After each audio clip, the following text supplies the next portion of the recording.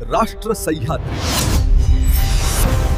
आवाज जनतेचा, प्रयत्न जनहिताचा। राहुरी तालुक्यातील राहुरी फॅक्टरी येथील प्रसाद नगर भागात सोमवारी सकाळी एका 35 वर्षीय व्यक्तीने गळफास घेऊन आत्महत्या केल्याची धक्कादायक घटना घडली असून या घटनेमुळे परिसरात खळबळ उडाली आहे। सुभाष भीमा गायकवाड, वय वर्ष 35, राहणार प्रसाद नगर, राहुरी फॅक्टरी असे आत्महत्या करण्यात आलेल्या व्यक्तीचे नाव आहे। त्यांनी राहत्या घरातील खिडकीला गळफास घेतल्याचं सकाळी निदर्शनास आलं।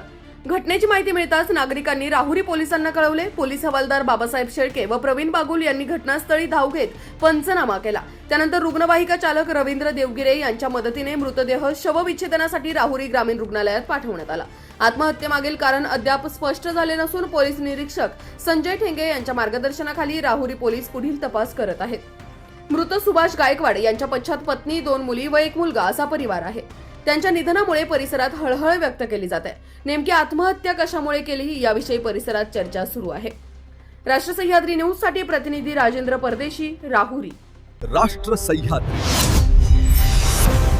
आवाज जनतेचा, प्रयत्न जनहिताचा।